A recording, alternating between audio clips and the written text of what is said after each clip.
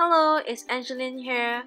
This week's video, I am going back to the basics by showing you how to paint with Tim Holtz Distress inks.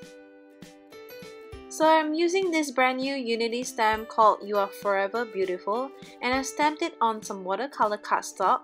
And I'm grabbing some Tim Holtz Distress inks here, just 3 colors because I know not all of us have all the colors. So I'm starting off by smooshing some ink onto my craft mat and spritzing it with some water before I start painting it.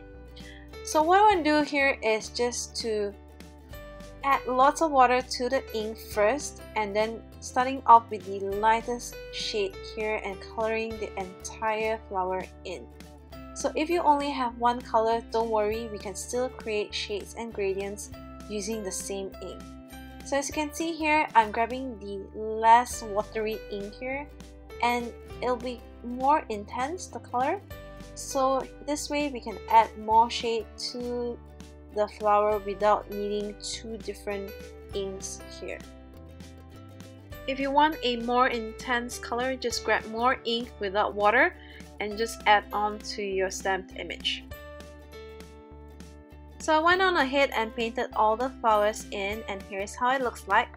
And I'm grabbing some yellow ink here, smooshing it onto my craft mat, adding some water again, and I'm painting in the background. So as you can see, you don't actually need many colors to paint a card in.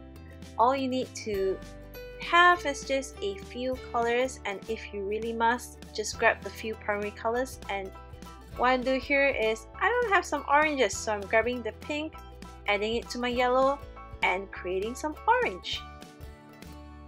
So that's the fun part about distress inks as well. If you have just a few colors, you could always blend them together to create new ones.